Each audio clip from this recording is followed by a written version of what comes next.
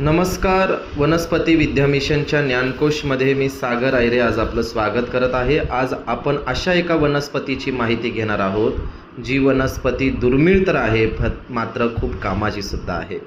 आज आपण दिव्य जनदिया या नावाच्या वनस्पतीशी संबंधित माहिती घेणार आहोत.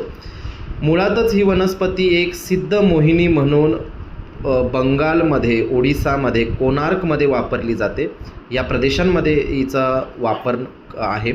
या वनस्पतीचा उपयोग तुम्हाला माहिती आहे का? तर ही वनस्पती ग्राहक आकर्षणाचं काम करते. ज्यांचा कोणाचा ज्वेलरीचा व्यवसाय असेल, वास्तूचा व्यवसाय असेल, वनस्पती तत्त्वज्ञ म्हणून आपण जर काम करत असाल, ब्युटी पार्लरचं काम असेल, रिअल इस्टेटचे कामं असतील किंवा विशेष करून राजकीय क्षेत्रासाठी सुद्धा या वनस्पतीचा उपयोग हा सांगितला गेलेला आहे. या वनस्पतीचा मूळ जर तुम्ही तुमच्या ऑफिसमध्ये जर कुंडीमध्ये जर लावलं तर अवघ्या 4 ते 5 दिवसांमध्ये याला कोमं येतात आणि एक सुंदरसं अशी ही वनस्पती प्रफुल्लित तुमच्या वास्तूला, व्यवसायाला बळकट देते, तुमच्या नवग्रहांना बळकट देते.